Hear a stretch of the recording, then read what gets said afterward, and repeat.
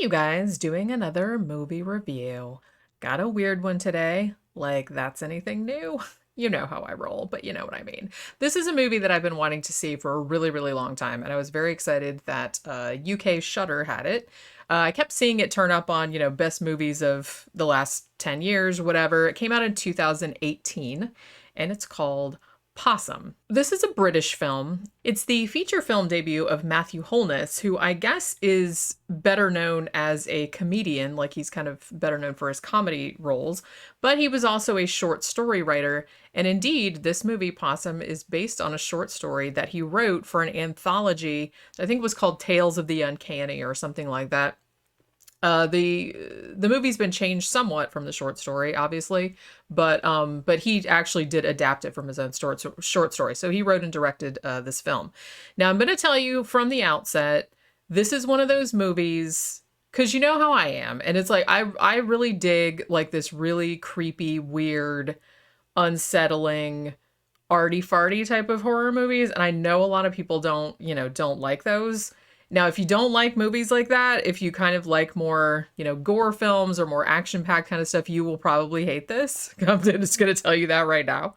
But I really, really dug it. This movie, just the imagery in it was just so creepy and like just so unsettling. It's just like really well done. But anyway, okay, so Matthew Holness wrote and directed this movie, which was based on a short story that he wrote a few years ago.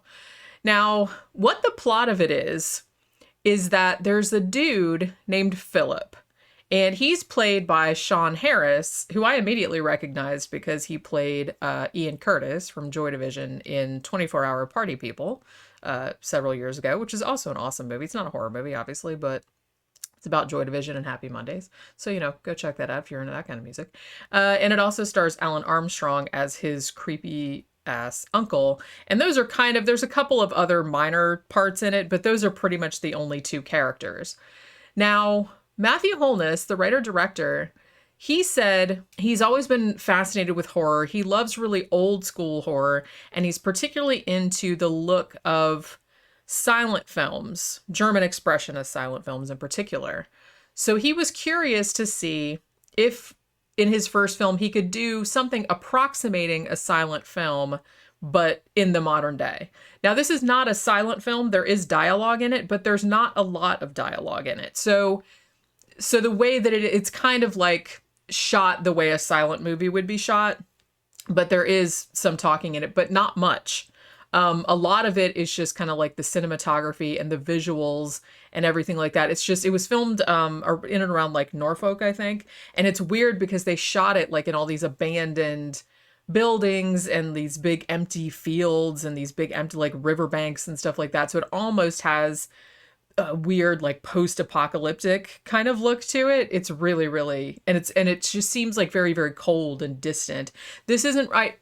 I would call it a character study, but it's one where you don't really get into the heads of the characters all that much, just because, I don't know, it's a very off-putting film, but I don't mean that in a negative way, if that makes any sense. It's just really, it's one of those ones that you just kind of have to let yourself, one, you have to be in the mood for it, because it's pretty like bleak and depressing. It's one of those kind of movies. And it's all just about trauma and just creepy, like nightmarish kind of imagery. No, not really any jump scares. I think there might be one, but most of it is just kind of like this just really unnerving kind of dread shit that's going on all the time. But it's just like this really cold, empty, landscape. And, these depressed characters like walking through it. So like I said, if that sounds like something you're not going to like, then you'll probably hate this. But I don't know. I really, really liked it. So Sean Harris plays Philip. Now, he returns to his hometown. He has been somewhere unspecified, and he has lost his job for some unspecified reason.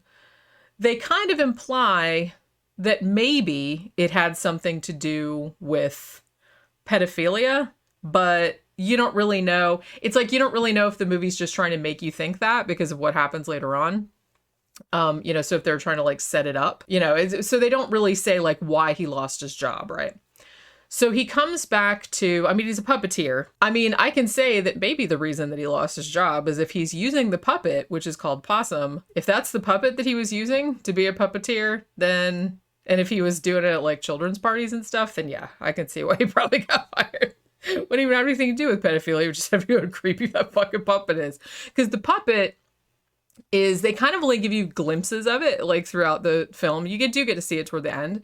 But it's basically like a big, okay, so it has like a mannequin head sort of, but it like looks like his head. But then the eyes in it are kind of like the sort of creepily, uncanny, realistic eyes that they put in like cadavers and shit.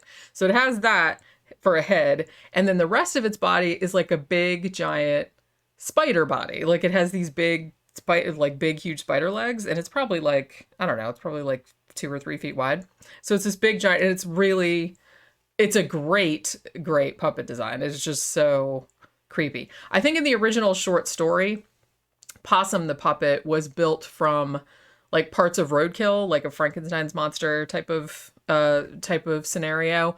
But they thought maybe for the movie that would be like a little too much. So they wanted something that was like creepy, but not necessarily like gross or, too cliched. So they came up with this, and they knocked that out of the park, didn't they? Because this is like a creepy ass looking puppet. So his puppet Possum, he's come back after getting fired from his puppeteer job for whatever reason.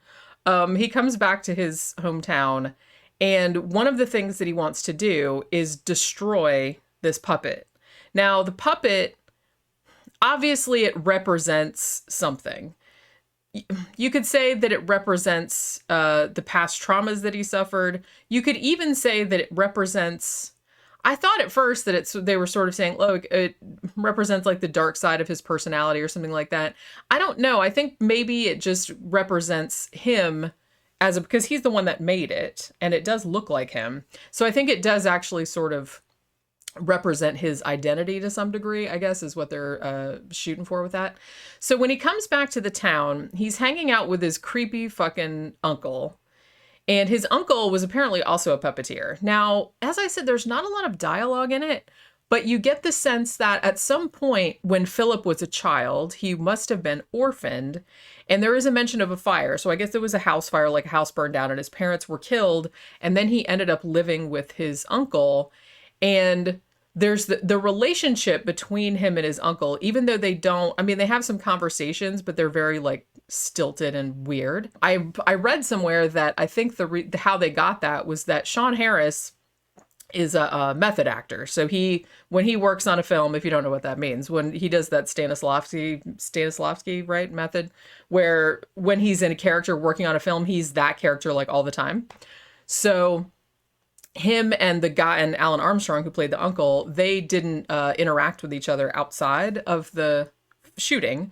So for that specific reason, because they wanted the relationship between them to be so stilted and uncomfortable, which indeed it is, because the uncle is like super creepy. Morris is his name. Morris or Maurice. It's spelled Maurice, but I know some in the UK, sometimes they pronounce it Morris, and he pronounces it Morris in the movie. So he's basically wandering around trying to get rid of this puppet, but it seems as though the puppet keeps returning. Like he'll take it somewhere and leave it. Like he has it like in a, sort of a leather, looks like, kind of like a bowling bag or something like that. And he has it all in there, and then he'll leave it somewhere, but then he'll wake up in his room the next day and it's like hanging on the wall, or it's like laying in the bed looking at him. One time he puts it in a barrel and burns it, and yet still it comes back. Like he'll take it out to a parking lot and just like tear it all up. So it seems like it keeps coming back. Now, another thing too that's going on at the same time is that right at the beginning of the movie, when Philip is coming home on the train, he's sitting by himself and he sees all of these 4 schoolboys like over on the other end of the train car. And he's looking at one of the kids who's drawing in a book, and he sort of interacts with him. He's like, oh, hey, what are you drawing? And then this teenage kid, I mean, as most teenage kids would, was just kind of like, yeah, okay. And like, whatever, creep, you know what I mean? Because Sean Harris in this looks very weird. I've seen him in other roles. I mean, he is like a normal looking dude, but in this, it seems like they wanted him to look, I mean, his face, like this frown is just kind of like pulled down, like you know, the corners of his mouth are like way down here. So he looks really creepy. And he walks like in a really creepy, like awkward sort of way. So this kid is understandably freaked out and it's just like doesn't talk to him and everything like that. Now, later on in the movie, like, you know, a little bit later, that kid goes missing. So the whole time you're kind of led to believe that Philip may be responsible for this boy's disappearance, or it could be that he, you know, the one thing I was thinking was that either Possum, the puppet, is alive and is going and doing this stuff, you know, because he seems to like black out. Like I said, like he'll go and destroy the puppet and then he'll go to sleep or pass out or something. And then he'll wake up and then the puppet will be back. So I thought that they were trying to set up, you know, that he was blacking out, that he was going and doing these things without being aware of it. It's almost kind of like Possum was like his alter ego sort of. And they really do a good job of setting that up. I don't really want to spoil the ending, but it's not necessarily what you think it is. You know what I mean? So, but I really do like the way they do that because as I said, they never tell you why he got fired from his job, why he's back in town, like what happened. Like you get little hints and stuff of what happened in the past. And other people in the town seem to know him because, you know, he'll be walking around and like some kids or like there's a couple moms and they'll look over there and be like, hey, that fucking creep over there. You know what I mean? So he kind of has a reputation, but you don't know if it's because he did something or just because he's a creepy weirdo, because he is a creepy weirdo, but you don't actually know if he did anything until later on in the movie when it almost pulls a kind of reversal on you, which I thought was a really interesting thing to do because I wasn't sure where it was going. Like I said, it seemed to set it up that you thought that Philip was responsible for that boy being missing, but that he wasn't aware of it. Like that Possum was not alive, but was a representation of this evil inside him and he wasn't, you know what I mean? It was almost kind of like a Jekyll and Hyde type of situation. And that's not exactly what's going on, but I think it's really interesting how they did that. But yeah, so this, like I said, if you're not into arty farty horror, if you're not into, you know, slow burn kind of shit, I feel like if you liked, this gave me an Eraserhead vibe. It gave me a Begotten type of vibe. Not quite as abstract as that, but a similar kind of spirit. It does have a narrative thrust, so it does have a plot. It does have a resolution, but there's not a lot of it is just Philip wandering through these bleak landscapes. There's all kind of like these nightmarish images, like Possum turning up at various places. And like I said, that is a fucking creepy looking puppet. And the best scenes in this are the ones with the puppet where like the legs will come around the corner and then the little face comes around. I mean, it's like fucking super creepy. It's really, really well done. And I'm just saying, you don't need blood and gore. You don't need jump scares. You don't need anything like that. You just something as simple as that creepy fucking puppet just putting its little spider legs. And I'm not even scared of spiders, honestly, but it's like just putting its little creepy spider legs like around a fucking door frame or something like that. Creepy as shit. And like, you know, when he'll wake up and it'll be like staring at him and shit like that. It's fucking creepy. But yeah, so like the cinematography, it's just all very, you know, everything is abandoned and shitty looking and dingy looking and just cold and grim. And it's just, it really like takes you somewhere. You know what I mean? The score is great. I loved it. I mean, I really, really thought it was very, very good. But as I said, this is going to be one that's going to be real, real divisive. And I have seen a lot of people that thought it was like boring or, you know, oh, nothing happens in it or something like that. And like, I got that. I see that. It's not a long movie. It's only 85 minutes. But like I said, a lot of it, you really have to invest yourself into the atmosphere of it and of listening to the little bit of dialogue there is, like kind of trying to read between the lines of it a little bit, because I think there's a lot more going on behind the conversations than it appears on the surface. And as I said, I'm not going to spoil the ending, but the ending, it actually gets pretty horrific toward the end. Particularly, you know, for survivors of child abuse. So, you know, just a heads up if you don't really want to see that, because the final scene is, you know, the last bit is kind of rough to watch. But, you know, it's not gory or anything like that. It's just like a creepy atmospheric, like a mood piece, with just some great acting performances, great cinematography. It's just a really, really well put together film. And if you're into just the art of film and just the art and just something that's like real unsettling like that. Like I said, if you really like silent movies, you know, stuff like The Witch, or, you know, it gave me a little bit of a Babadook kind of vibe as well. Just, you know, because he had like a book where with creepy drawings in it and whatnot.